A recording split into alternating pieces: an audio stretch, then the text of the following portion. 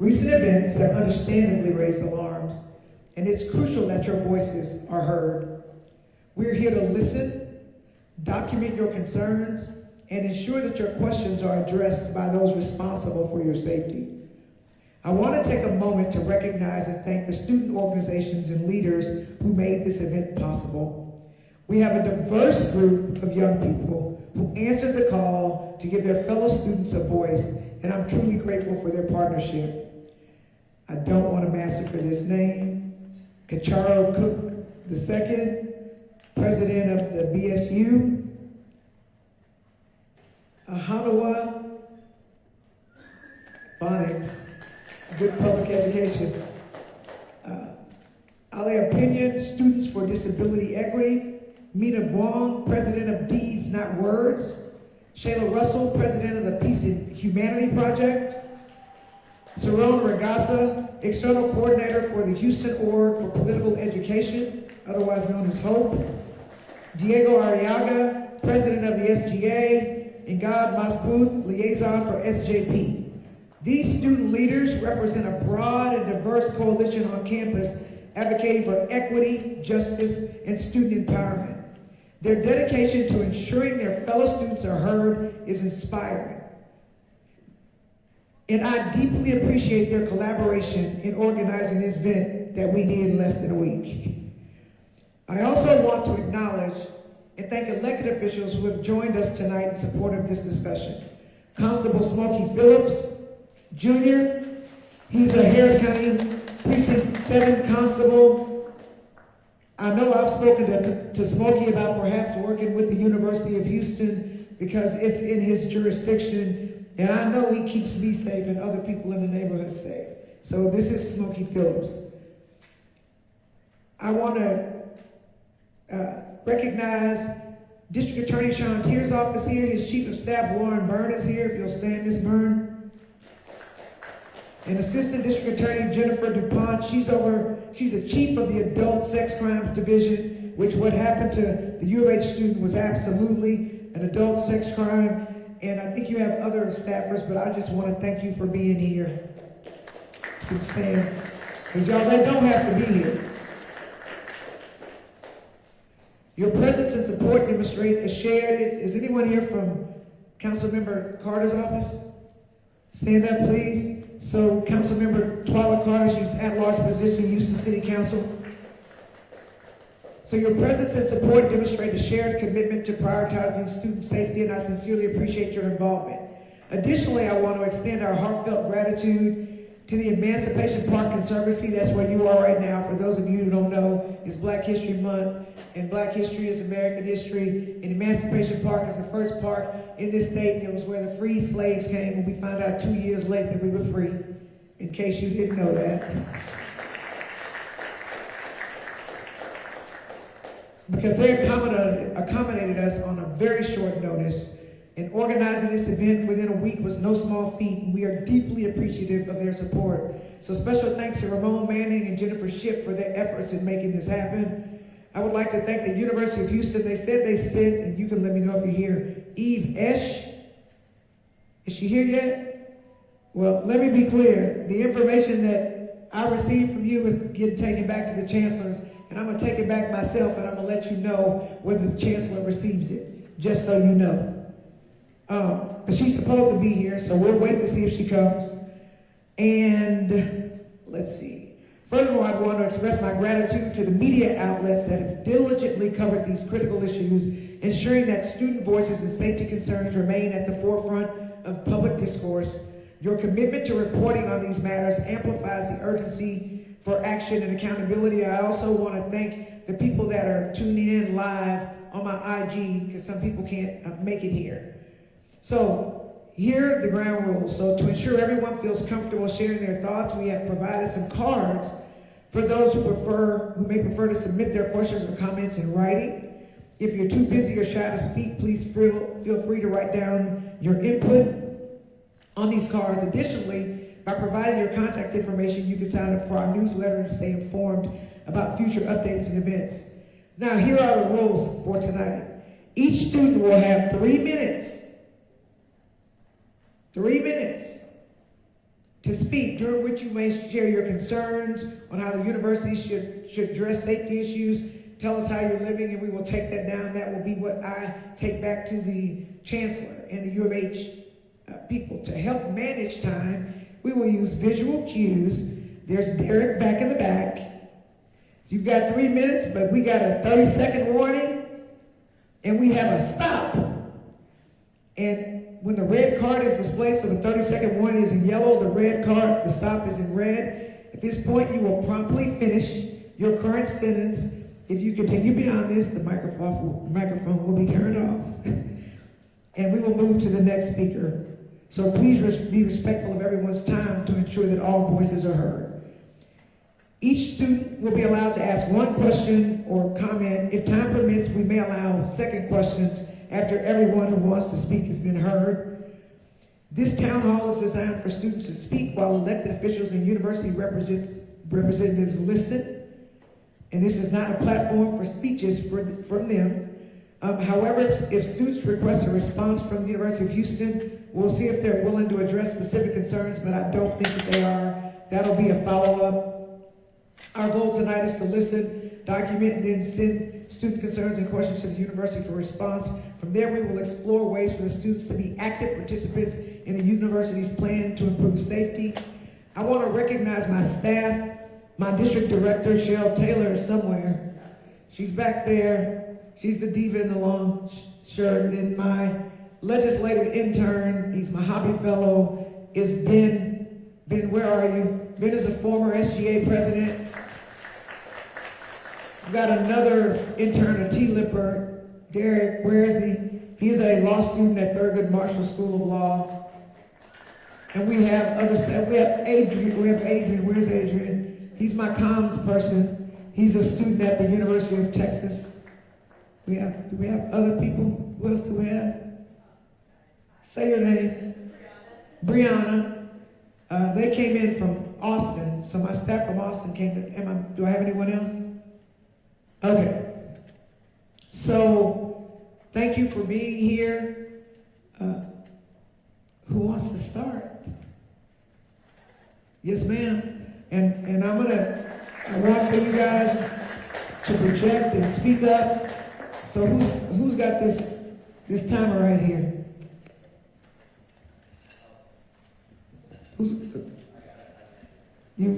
I don't see 3 minutes up there.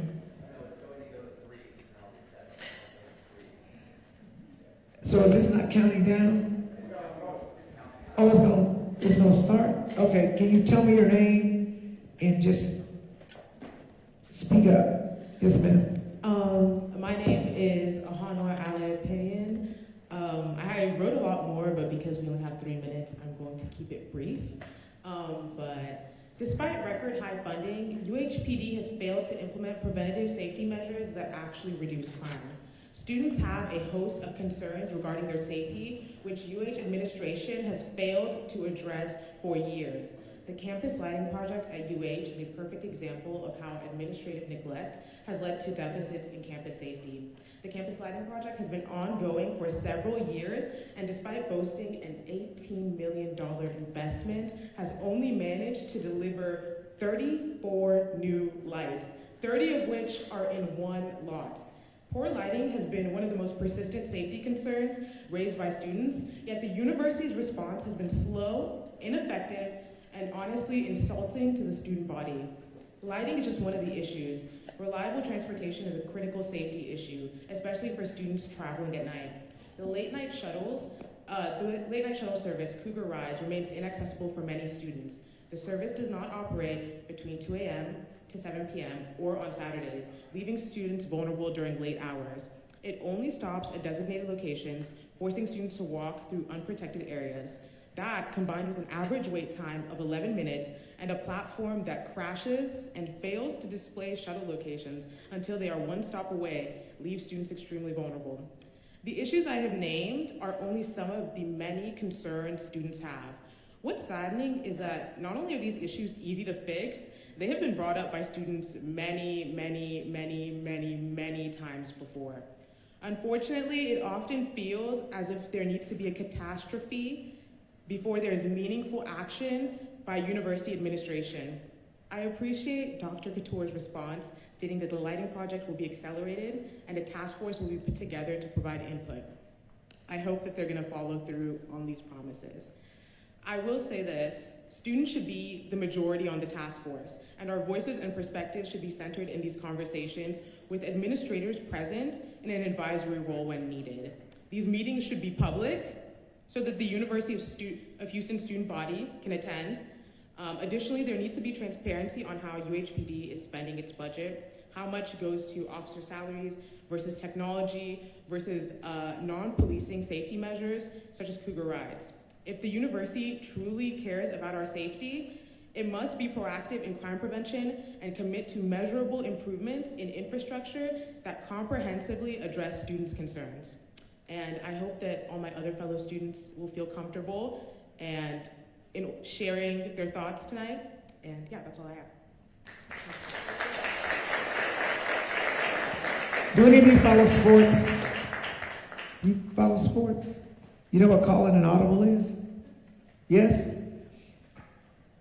Now, did you say everything that you needed to say? Okay, so here's the deal. I'm calling an audible. I'm going to give her like a total of 5 minutes, so 2 more minutes, so that you can come up here, and then we'll see how the timing is going. I just wanted to make sure that everybody gets a chance to speak, and if some people speak for a really long time, then sometimes others don't get to speak. So I'm going to give you 2 more minutes, and I'm going to give everybody 5 minutes and see how that works. But I just want to make sure everyone gets a chance. Hi, you guys. Because I have extra time, I'm going to go off of my script and talk about a couple years ago when there were 2 suicides on campus, and our chancellor, Dr. Couture, said that she was going to make mental health an urgent priority for students. Only, I think even like less than a year after that, students in the Student Fee Advisory Committee had to fight tooth and nail to get funding for CAPS, even though students were struggling with CAPS is struggling with high caseloads, and there had recently been 2 suicides. And so when university administration says they don't know how this trust has been broken or why students want transparency and how there's a deficit in transparency, these kinds of things are the reason why there's a deficit in transparency, because this university, historically, university administration, they will say one thing and then do the complete other thing when there isn't accountability. And I think that has really, really caused a divide between administration and the student body, and has created, kind of fostered a situation where students don't trust them to follow through on their promises. I will also say that between 2014 and 2019, UHPD's budget doubled and crime on campus also doubled, and it's also been increasing ever since COVID again. And so I think that's definitely a concern, because we need to know how that money is being spent. Like, why is it not resulting in meaningful change on campus?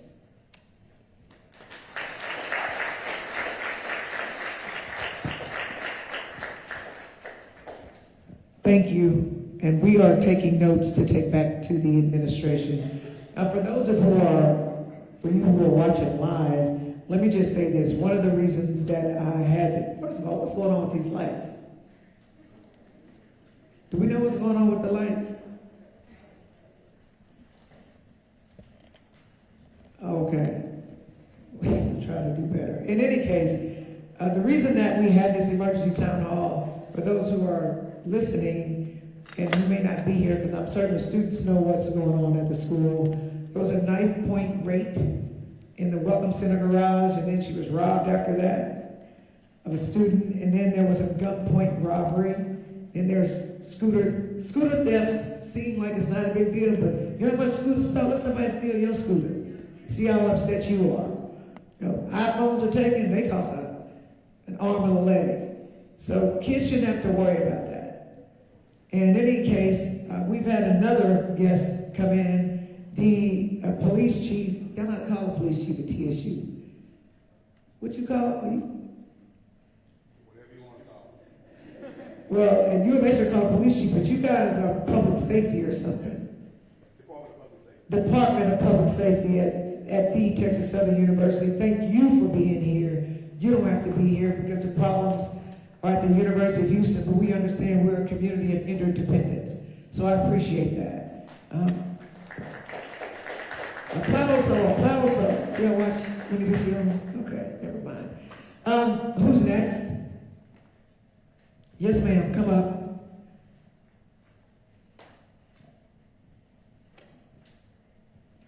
You guys need to get ready.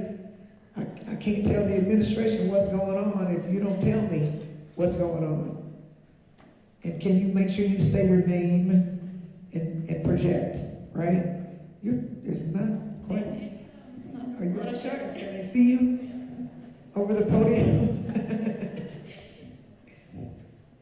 Hello, everyone. Thank you, Representative Jones, and all the organizers for this event.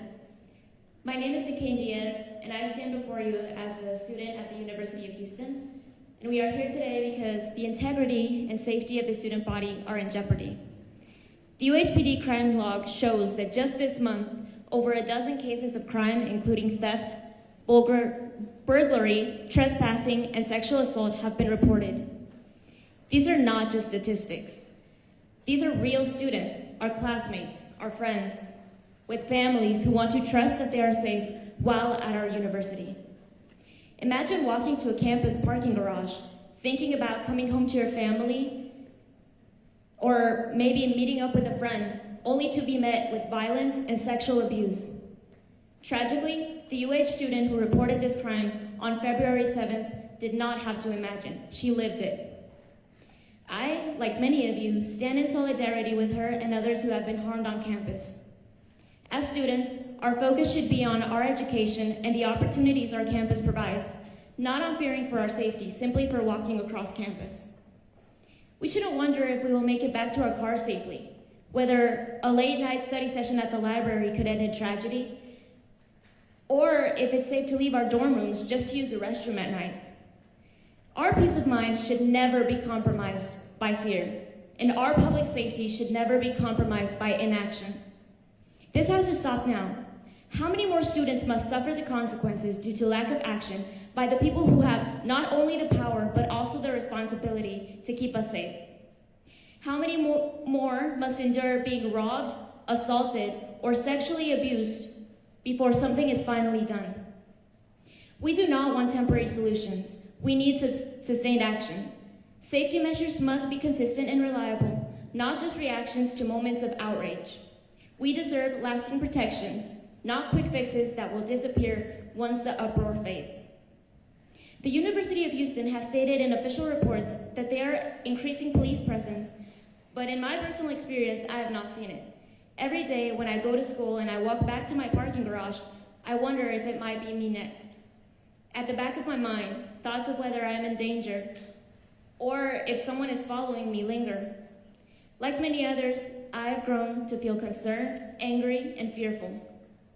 Last Wednesday, I received a parking violation notice at a garage I paid to park in, all because my license plate wasn't clearly visible. And while I accept full responsibility, it is deeply troubling to me that the university swiftly penalizes students for minor infractions, yet fails to respond with the same urgency when a student is assaulted. It is unacceptable that the university spends more energy on going after students than going after the people assaulting them. I urge the administration to realign its priorities and take meaningful action by implementing continuous patrolling around campus to actively deter crime. This increased presence will not only enhance security, but also ensure that students are aware of where law enforcement is at all times, fostering a safer environment. Prioritizing student safety through visible and consistent patrols, just as it happens with parking violations, should be a central focus. Thank you. Thank you so much.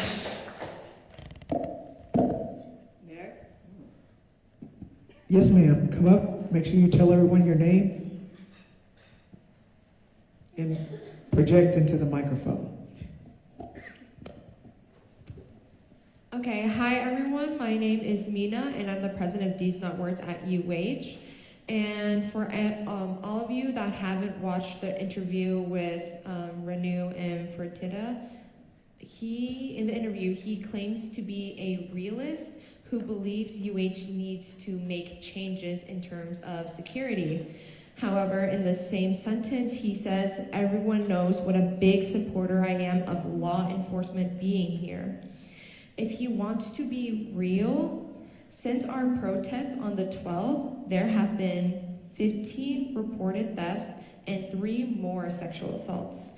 And in that same interview, he says there are a few incidents that are guaranteed to happen in a population so big, and he says there are only a few incidents, even though that it happens every single day, sometimes even 2 to 3 times a day.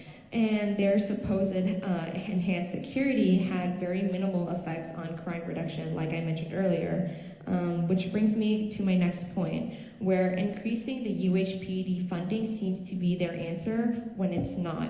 That is not change. It happens every single year without justification, and at some point, the realist Fertitta needs to realize that crime is not a police issue, it is a public health issue.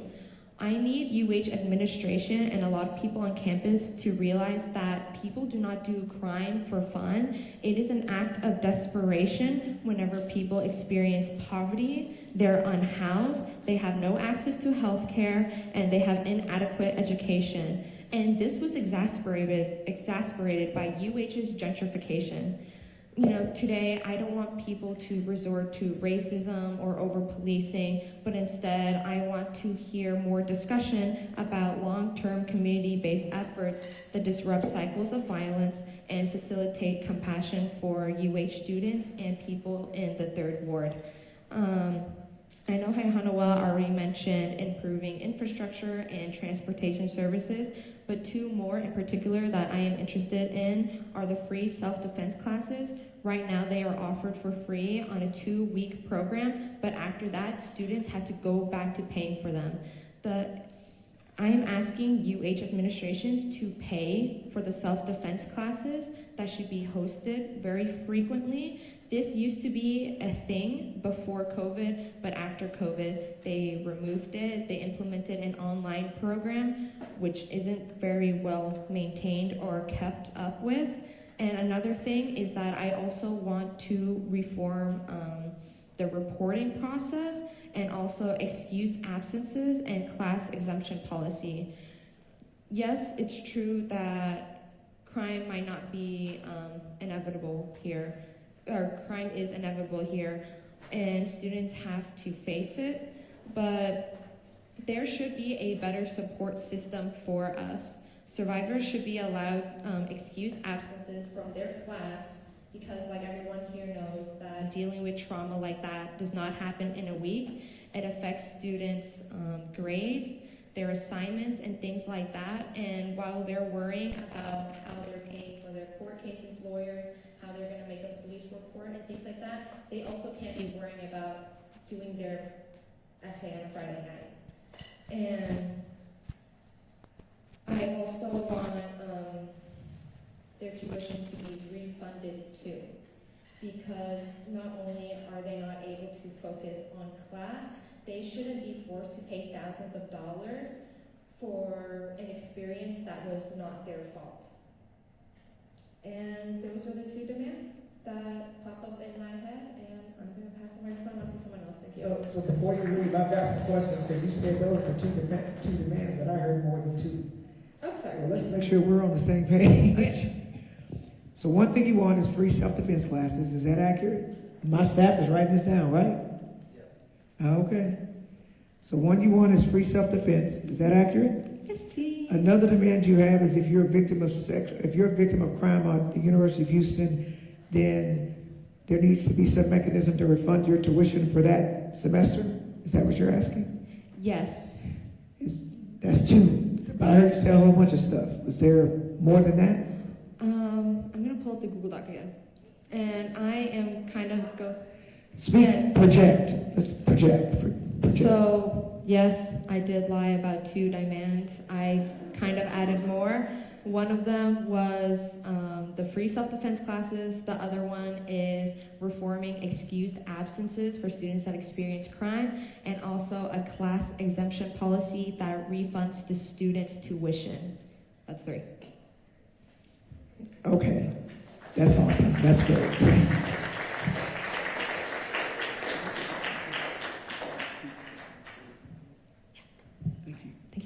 So I want to announce somebody else that just walked in. This is one of my favorite people in the whole wide world. I'm going to actually have her come up here and stand next to me. State Representative Charlene Ward Johnson. She is a University of Houston graduate. She is my line sister. We pledged Alpha Kappa Alpha Sorority Incorporated in fall of 1987. We crossed the burning sands on December 6, 1987. This is not her district, but she loves the University of Houston. What's all the stuff you were on at U of H? You were on something. While I was in school, I became very active. I was part of the Black Student Union, and I also pledged a sorority. Upon graduation, I was president of the University of Houston Black Alumni Association, and then I was on the Alumni Foundation Board. So what we would do as part of the Black Alumni was meet with students to see how was it like to be a Black student on campus, because your experience is a concern to us. And so I'm so glad that Representative Jones is doing this, because we want to make sure you come into school to learn. We want you to feel safe, and we want you to be heard. So please continue to voice your opinions. I know there's going to be a task force, but I believe students should be a part of the solution and be a part of that task force as well. So thank you for having the courage to come here and voice your opinions. Thank you. Can you tell she's special to me? She's the only elected official I'll let come up and speak. Who's next? Nobody else is coming up. Come on. You guys cannot be shy. You know when you guys, after you graduate from college and you go to apply for a job, I hope you speak, because closed mouths don't get fed. Y'all heard that? And I am not living your experiences. I can only tell the university what I hear from you. And I can only tell the DA's office what I hear and learn from you. So now is not the time to be afraid, and no one will retaliate against you. I promise you that. And if somebody does, you need to let me know, and then I will retaliate against them. Hey, State Rep. Can you say? What have you heard so far that you did not realize? Well, I didn't realize how many. One of the ladies came up here and said how many crimes have been committed since we heard about these high-profile ones, because we would think that that would be it. I did not realize that 1 or 2 crimes were happening a day. I also am concerned about hearing that someone said that crime is inevitable at the University of Houston. If I were a parent, I wouldn't send my child to a school where the school believes that crime is inevitable. I just wouldn't do that. I mean, I guess it's okay if you say it didn't happen to me, but if it does happen to you, I think you need to be concerned. Oh, I also see, hey, y'all, have y'all heard of Grizzy? Hood News? Grizzy's here.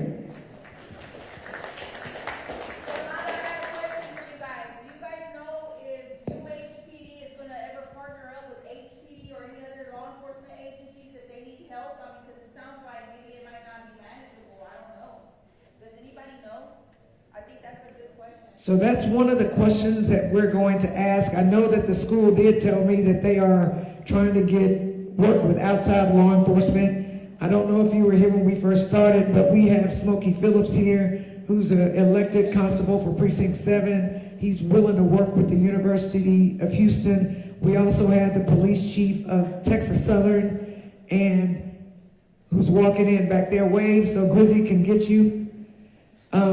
So he's willing to work, and he's also willing to partner with, I guess, arguably a competing university, because we understand that we need communities to work together to stop crime. We need communities to work together, and we need law enforcement to work with the community. Law enforcement should not just be in the community to arrest. I'm going to say that one more again. This is Ebonics. They should not just be in the community just to arrest. Something else that I had not heard you ask me about them being quick to ticket people for insignificant things, but not challenge the big crimes. Again, as I said before, that could have very easily been a capital murder. Very easily. Like literally, if the girl who had been raped had been killed in the process, that would have been a capital murder. If the guy who was robbed of whatever he was robbed from at gunpoint had been killed, that would have easily been a capital murder. So these are split-second instances of crime that could have turned way worse, apart from the psychological effects that are lasting. I'm a victim, I'm a survivor of rape, and it traumatizes you forever. So when a young lady talked about having your tuition reimbursed or something that's important because you're traumatized, you literally can't focus on school, and you shouldn't be held to those standards. So I understand that. And can you tell me your name?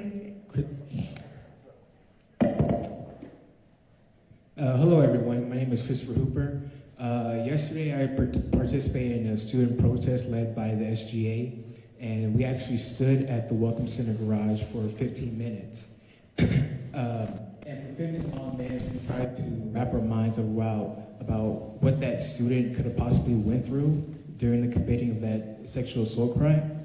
But at the end of the day, we never will know what she went through, and she has to deal with that trauma for the rest of her life.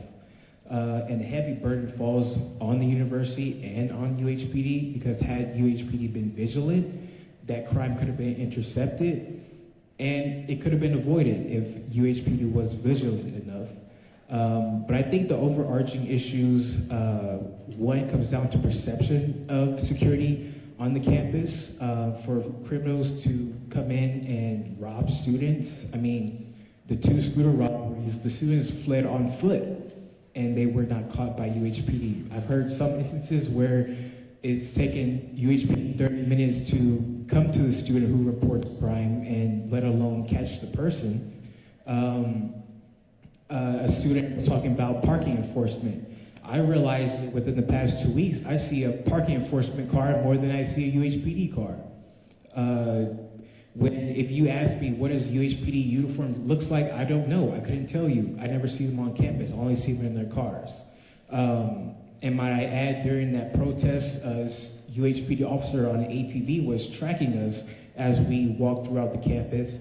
And you could say they were more vigilant about watching students protest than watching parking garages or parking lots within our campus. So it comes down to perception, I believe, and again, UHPD has to be held accountable. The university has to be held accountable. We protested the lack of accountability from Chief Moore of UHPD. An ABC 13 article, he asserted that his officers were well trained to watch over instances and crimes, but when asked why the UHPD didn't directly file the charges to the district attorney's office, he wasn't sure. So it's obvious there is some kind of disconnect between their ability to do their job properly and to watch over our campus properly. I mean, you have students who are arming themselves with pepper spray, tasers, and even some other more harmful means to make it to their cars safely, to make it to A to B safely. For the on-campus students, they're not particularly safe in their dorms because we've had dorm robberies last semester. So it's both for students that commute and for students that live on campus. I mean, there's an hysteria on campus.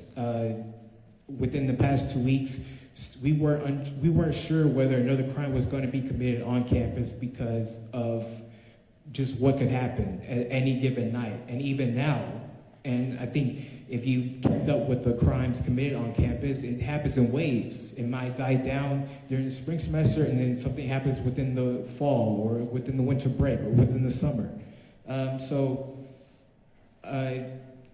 Students are doing everything in their power, from the individual level to the collective level, and we're doing everything in our power to make sure we're protected.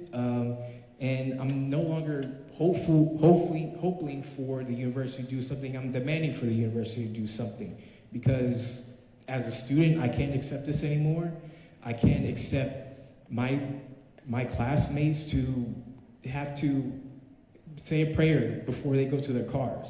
I mean, that's unbelievable. And again, I can't accept that as a student. I mean, there's many layers to the problem. One, we pay for this institution, and we're having to trade our livelihood for an education. And it's things like that precedence that sets a bad example for the university. And for a university who wants to reach out to transfer students, who wants to reach out to students within the greater Houston area. I have a high school student who wants to come to UH for nursing, and I have to tell her about these unofficial rules about U of H, how you have to be off campus by a certain time of the day. I mean, if anybody knows what sundown towns are like, that's what UH is starting to feel like. You have to be off campus by before it becomes night outside. So I just ask that students are doing everything in our power, so city officials and state representatives, I ask that you do everything in your power, and if the university can't adequately do their job, I ask that you step in and you check them and make sure that they do their job properly. Thank you. I've got a question because I need some clarification on something that you said. Yes, sir. Is there an official rule where the school says you got to be off campus by sundown, or No. the students are saying if the best way to try to protect myself is to make sure I'm not outside after dark? Students feel that way because I have a friend who would rather sit in traffic than stay on campus till traffic dies down to leave because of what's happened in these past 2 weeks. I mean, and that's problematic. Absolutely. And it's also, as a person who studied real hard in college, I was not always finished studying by sundown. Right. Sometimes I was studying until late hours of the night. And when I had a roommate and I didn't want to keep her awake, I would go to the library to study late. So that would have been problematic for me when I was in school. It would have affected my ability to make them straight A's I was working so hard to make. I mean, you have students who take 9 classes too, so I mean, there's a bunch of demographics who are affected. Well, let me say this. So some of the concerns that I have heard directly from my office, I've had students call me and tell me that they have night classes and they are not going to go to them anymore because they don't feel safe. And I remember thinking, it's probably too late in the semester to drop a class. Right. And if you stop going to class, then you're going to get an F. So now all of a sudden your transcript is affected because you've made an F because you did what you thought was best to save your life.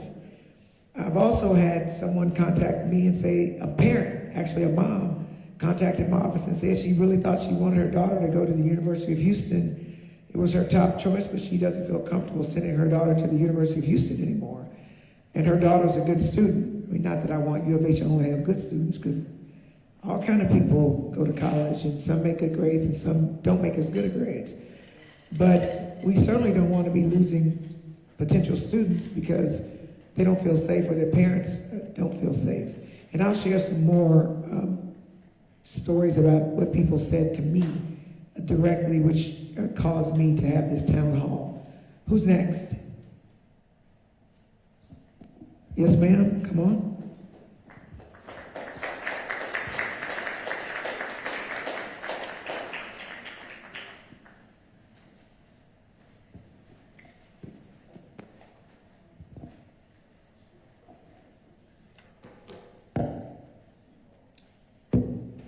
Good evening, everyone. My name is Saron Ragasa. Can everyone hear me? Because I'm not speaking to that. Okay, cool.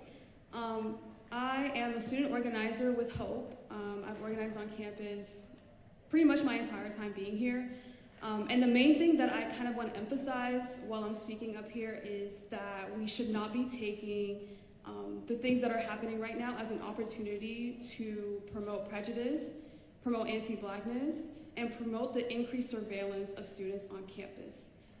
Because this is an example or a continuation of the kinds of things that have proliferated politically, because people have taken tragedies that have happened to individual people and used them to perpetuate future and ongoing tragedies. For example, when national politicians used an incident that happened to a young girl to promote violence through ICE raids, closing borders, and breaking up families. What I'm trying to say to y'all is more police is not the answer. The lady that got up and said that she hasn't seen the increase in police officers, even though René Couture said that there were, actually you have. There has been an increase of more police, but they're not in parking lots. They're not in dark areas. They're not in the dorms where the majority of sexual assaults happen. You know where they are though? They're at peaceful protests, in mass, in riot gear, with the top tier technology that they've been using their $16 million towards. The police aren't making you feel safe because that's not what they're supposed to do. I need y'all to really sit here and lock in and think with me real quick, okay? Just because someone puts safety in front of their name doesn't mean that's what they do. We can really look at the examples of where, in your personal experience, where you've seen police. Because if they really cared about safety, they would know that the first 6 weeks on campus is the most dangerous time for a woman. That's where the majority of sexual assaults happen. It's actually called the red zone. If they were here to protect us, they'd be intervening there. If they wanted to protect us, they'd be making themselves available in the most dark parts of campus. If they wanted to protect us, they'd be where students are.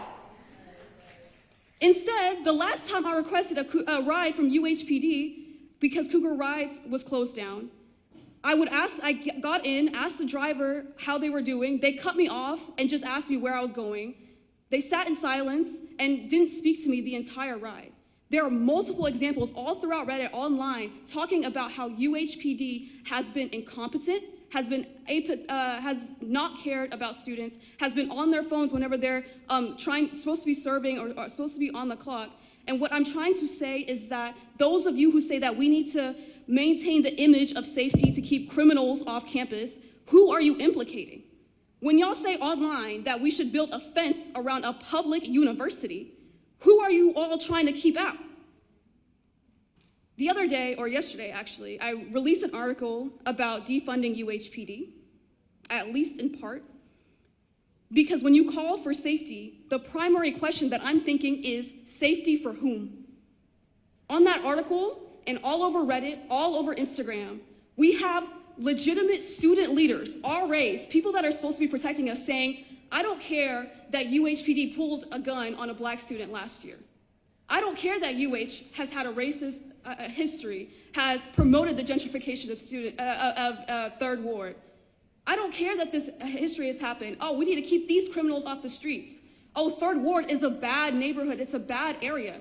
You don't see how that's perpetuating the same sort of violence and the same sort of impoverishment that UH has continued to perpetuate during its time here? All I'm calling for is that we need to call for real safety. We need to provide the kind of programs that actually prevent crime. There was a student up here that said that if UHPD had been more on top of it during the sexual assault that happened on February 7th, then they would have intervened. That's not what would have stopped or prevented that sexual assault. What would have stopped or prevented it is if we had Cougar Rides that took people to their cars. If we had a reliable system that dropped people off at specific and reliable times, so even if they couldn't take them to their cars, then groups of people would be arriving at a location at the same time and providing a natural buddy system. These are the things that actually prevent crime, not just respond faster to it. Thank you. I've got a question. You said something about red zone? Red zone. What's that? So it's a studied phenomenon that on university campuses, the first 6 weeks on campus are the most dangerous times for sexual assaults for women. I don't know the exact statistic. I believe it's like 1 in 4 sexual assaults that happen on campus happen within the first 6 weeks that a woman is on campus. Okay, thank you so much.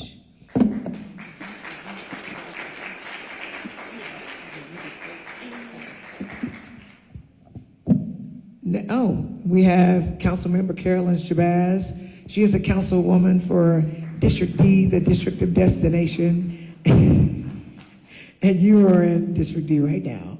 Who's the next student? Yes, ma'am. I see some sorors back there. The beautiful ladies of Alpha Kappa Alpha Sorority Incorporated. Hey, sorors. Yes, Epsilon Lambda, Charlene and I pledge there.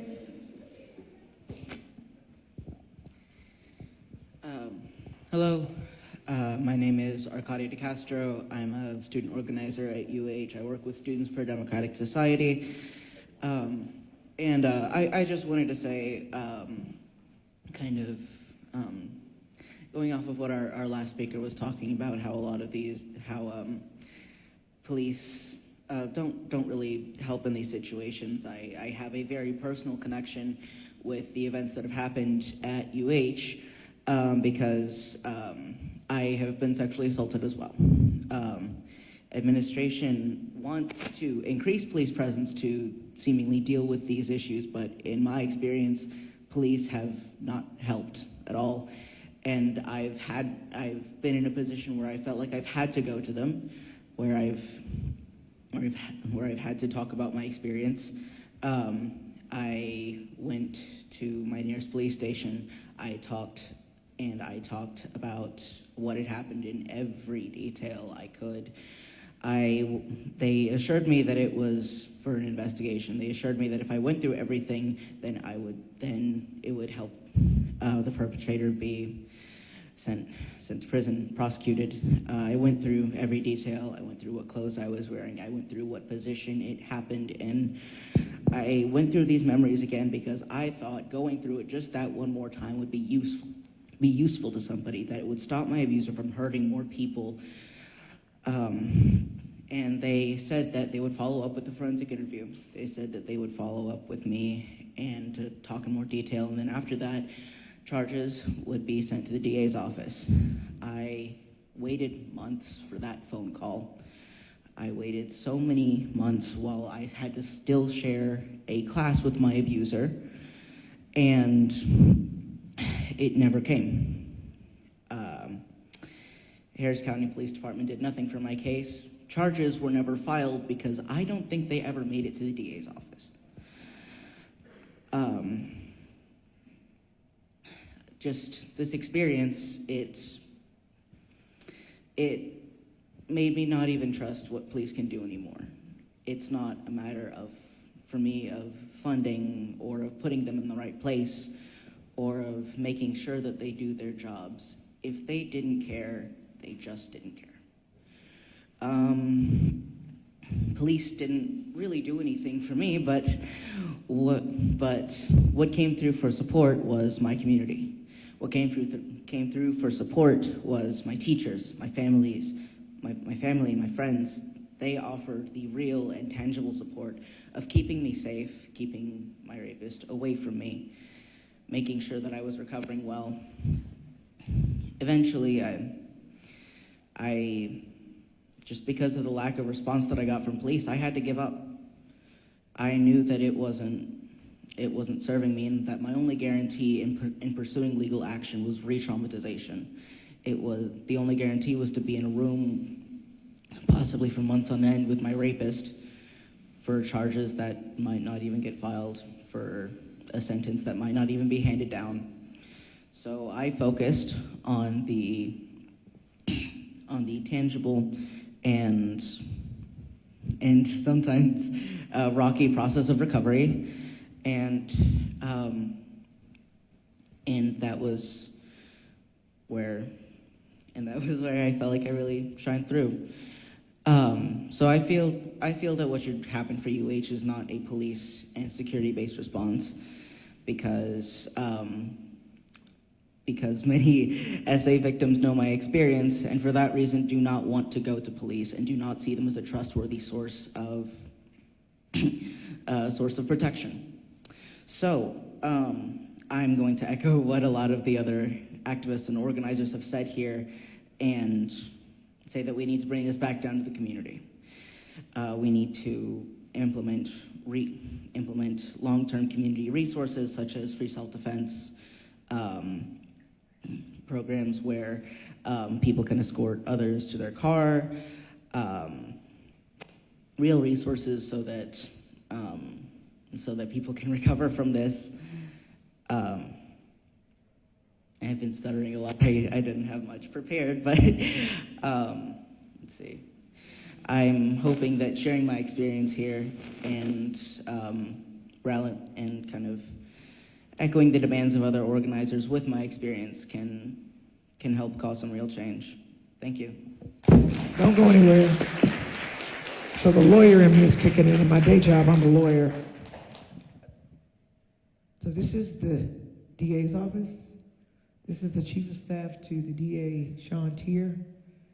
And they actually prosecute criminals and people who commit crimes. So I would respectfully suggest to you, if you feel comfortable, talk to them and maybe something can happen. Because I don't feel safe with a rapist just out there. And I'm glad that you are recovering and that your community is supporting you in that. But again, I just want to thank DA Tier's office for sending people, and I know the chief of staff is like number 2 in command, so it's almost like he's here. But I know he's coaching his kids. He told me he coaches his kids. I coached my son, so I understand why he can't be here. But I'm going to say this a third time. This is the Harris County District Attorney's Office. This is the chief of staff of the Harris County District Attorney, Sean Tier. And I would respectfully suggest you start a conversation with them. They have a victim impact service, and they help provide you with the social services you need. And they also have the ability to prosecute who raped you.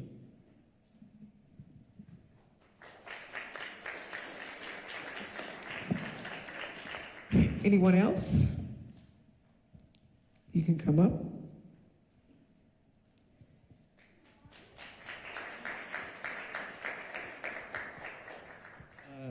Okay, can you hear me? Yeah, there's a microphone. Just speak into there's a speaker. Just speak into the microphone. All right, like this? Yeah. Yeah, like that. I'd like to first thank you, Madam Representative, for this opportunity to voice our thoughts. And I'm not going to say anything new because our student activist has put what we needed to say very clearly. So I'm just going to give an experience that I and many other students have faced on campus. Just 1 second. To put it simply, I'm scared. I'm afraid of being a victim of a crime. I'm afraid of being misidentified as a threat. There are too many stretches of dark and empty sidewalks to our campus, especially in the engineering building. It's almost pitch black.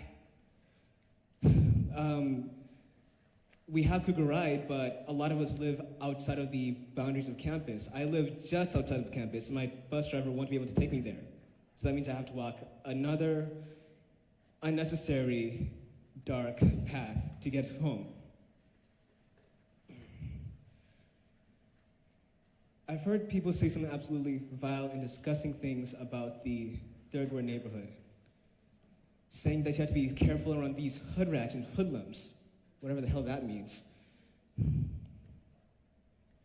I've even heard talk of people bringing their firearms to campus due to Texas's concealed carry laws. And I have to worry about not walking too fast or walking too slow because I don't want to be seen as someone to be afraid of. And I don't want to be seen as someone who can be an easy target. Now, again, I'm not going to say anything new. In fact, our demands are posted all over the doors of the Collin building. But the fact is, the hysteria that you have created by not addressing our calls is in itself a problem and a danger to all of us, especially people who look like me. How many more people will get hurt before you do something about it? That'll be all.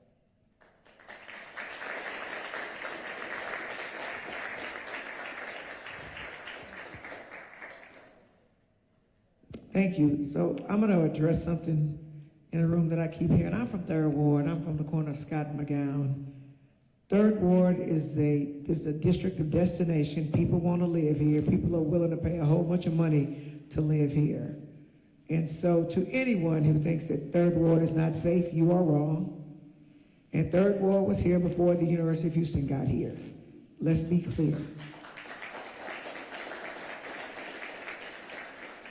And I will also say this, that I think that my alma mater needs to do a better job of facing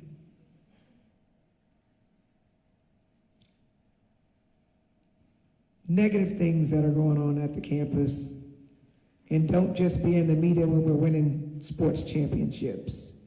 I think that is very important. And regardless of how well any sports team does, I mean, I'm a former 4-time national champion at the University of Houston. I won a whole bunch of awards, but let me tell you, at some point you get old, and you better hope you have a good brain to be able to earn a living, to pay your bills, and be a productive citizen.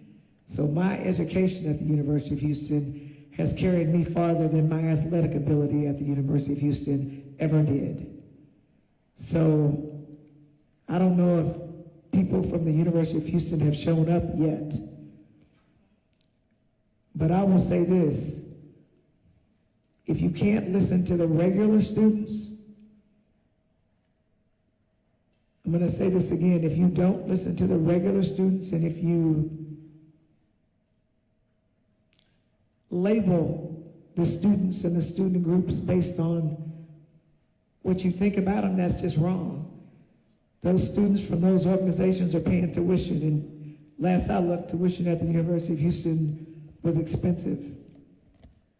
So all students should be created equal, and all students should be listened to. That's my respectful opinion, and I promise you that I will use my position as a state representative for House District 147, the district that the University of Houston sits in, to be your voice and carry your message to the university. I'm also going to ask, and if she could come up here, my city council colleague Carolyn Evans-Shabazz, I'm going to ask her to come up here. I'm going to ask my colleague, State Representative Charlene Ward-Johnson, to come up here. I'm going to ask my law enforcement friend, the Chief of Police at Texas Southern University, Chief of Public Safety, to come up here. And I'm going to ask Council Member Twila Carter, staff member, to come up here. And I'm going to ask Smokey Phillips, or Representative Smokey Phillips, Constable of Precinct 7, to come up here.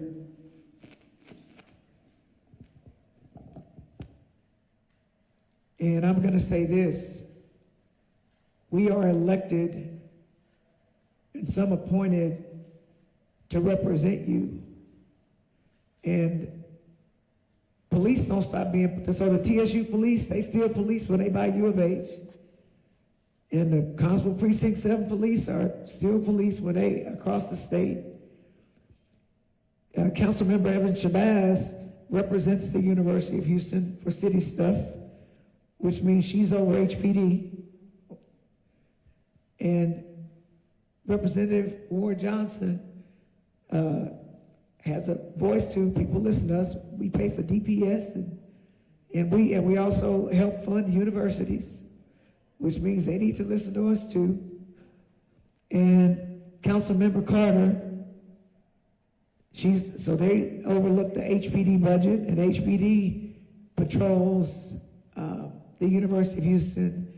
And so I am going to ask my colleagues if they will stand with me in unity to demand accountability from the University of Houston, because the University of Houston uses our services, and they use our money, and they use our officers. Oh, I forgot, come up here.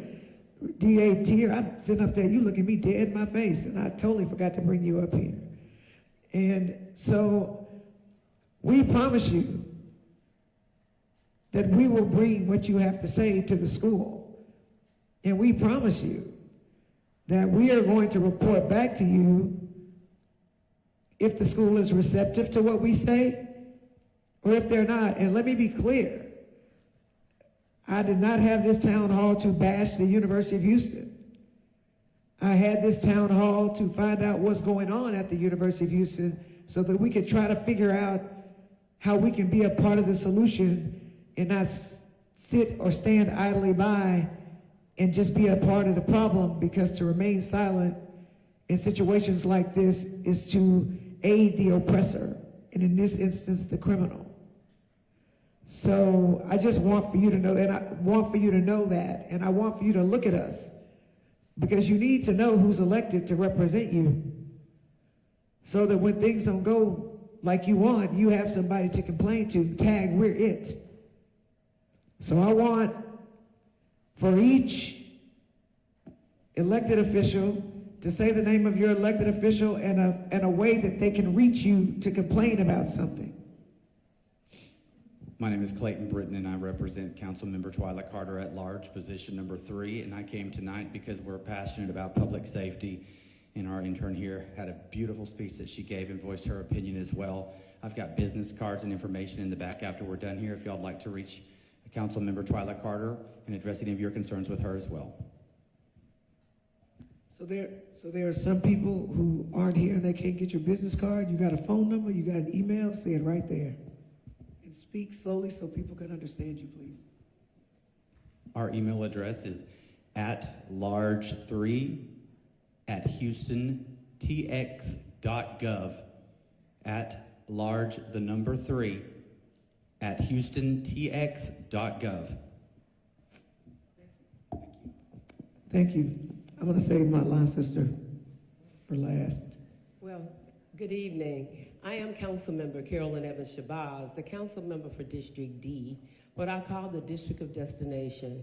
I certainly want to thank State Representative Jolanda Jones, who always brings it to the forefront. And I really appreciate this, and I appreciate the opportunity. Obviously, there needs to be some sensitivity training for our public safety officers. I don't think they sometimes take it as seriously as they need to and realize that this could be their mother, their daughter, their brother, their sister. And this needs to come home because this is a violent crime, not necessarily a sexual crime. And so certainly we know that sometimes people just say, oh, it's just sex, it's young people, they'll get over it. But they don't realize the trauma that comes along with that you carry with you. And so I'm going to follow the instructions and give the information before she taps me on my shoulder and just tell you I am... Because she knows I will. Yes, and then I expect it, you know, and I clap back too.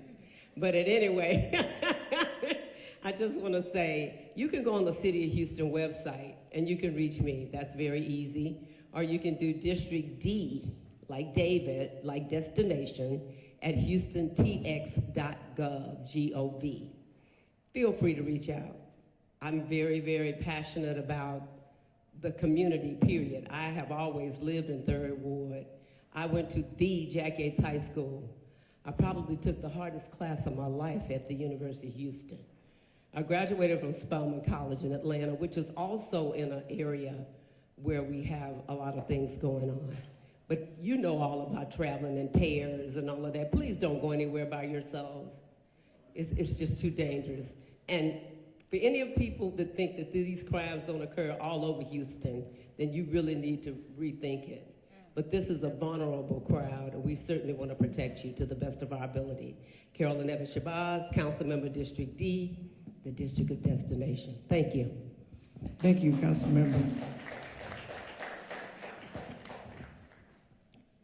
How y'all doing? Name, who you represent. Good evening. All right, good. How are y'all? I'm Chief Bobby Brown from Texas Southern University.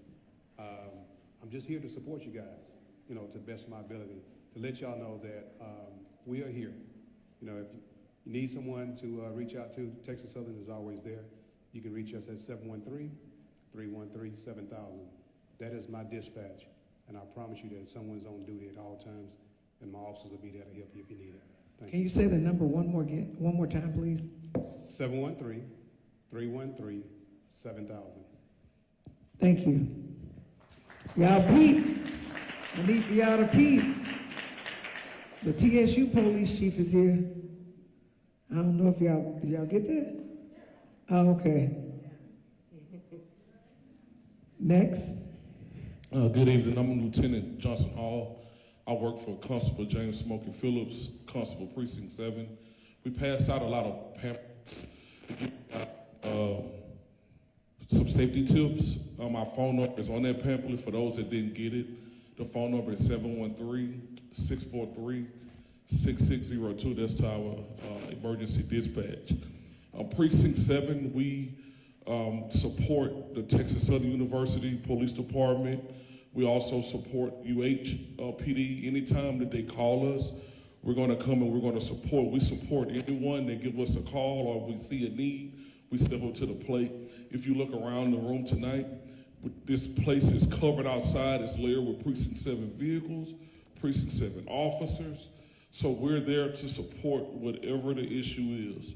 All right, we put these uniforms on. The only thing different is the patches on our arms. But we took an oath to protect everyone. We are not assigned to your campuses, but we will be on the campuses. I believe we spoke briefly with, I didn't, but my boss spoke briefly with the police chief regarding some support. So there is support coming from our office. All right, 713-643-6602, Constable James Smokey Phillips. Yes, ma'am. Tell people who you are, what you do. If they scared, they think a crime has been committed, ask them tell them what to do, and tell them how to reach out to you. Absolutely. My name is Lauren Byrne. I'm the Chief of Staff at the Harris County District Attorney's Office. I'm here on behalf of DA Shantier, who is also an undergraduate from the University of Houston, and he also graduated from UH Law School. So I know that the campus and the student body are near and dear to his heart. We were grateful to be invited by Representative Jones, who is a fierce advocate, not only for the community, but in the courtroom. I've gotten to experience that as well. And I know she's made some jokes about, being an athlete back in the day, but I think she could still kick many of our butts in this room, let's be honest. But on a serious note, thank you for all of you who spoke. It was important for us to hear, not only as representatives, as a district attorney's office, but I have to tell you that as a mother, I was incredibly proud to hear the way that you all spoke, and I was also very heartbroken to hear how some of you have been made to feel, where you don't feel safe and you're also scared to be perceived as a threat. No parent wants a child to feel that way, and I'm sorry that you do. You can contact the district attorney's office. The best way is email. It's da@dao.hctx.net. You can also try by phone. It's 713-274-5800. I personally check the email account as well as other people daily. And I want you to know that on behalf of the DA's office, we are happy to come to some of your student groups if you ever want us to listen. Reach out, and we will do our best to be there. Yes, we do prosecute crimes. When law enforcement brings cases to us, we review the facts. We look at everything. We'll review the evidence. Sometimes that can be the same day. Sometimes cases may be brought days, weeks, months, years later. We will always review those cases, and if charges are pressed, we then handle them in court. But I want you all to know, because I heard some of you, and I heard some of you feel that maybe law enforcement isn't the way you want to go. And I can't fault you for whatever experiences you've had that would make you feel that way. It breaks my heart, but I understand. One thing that many people do not know about our office is we have an entire division. It's our protective order division. If you are a victim of domestic violence, dating violence, sexual assault, you can come to our office. You can meet with an advocate. You can apply for a civil protective order. We will represent you free in the protective order court. There are a few exceptions, like if it's a protective order sought during the course of a divorce or something like that, that's normally done over in family court. But if you have been a victim of sexual assault, or I should say a survivor of sexual assault, or any sort of dating violence, and you don't want to go press charges, you don't feel like you're ready to go through that process, you can still seek protection, and our office will help you do that. You do not have to file charges in order to seek a protective order. Of course, we hope that everybody would feel comfortable enough at some point during the process that they would allow us to help them hold that person accountable. But at the end of the day, regardless of accountability, we have resources and services to help you go from being a victim to a survivor, and we will do that free of charge. Please reach out to us. We're always happy to listen, and we're always happy to come to you and listen to what you need from our office. And can you repeat your phone number and your email again? Yes, ma'am. The phone number is 713-274-5800. The email, which is, I promise you, it's going to be more efficient than the phone lines. We're working on that. It's da@dao.hctx, Harris County District Attorney.net. Again, we check it multiple times a day. We've got at least 3 people checking it. I personally check it, and you will get a response. Thank you so much. I'm going to pass this to Representative Ward Johnson. Hello, I'm Charlene Ward Johnson, and I would like to add, it's okay to ask for help. If you need mental help, counseling, please seek it. There's no stigma to that. It's always better to get the help you need mentally to help you get through this process. Trust me, some people may get it, they may never.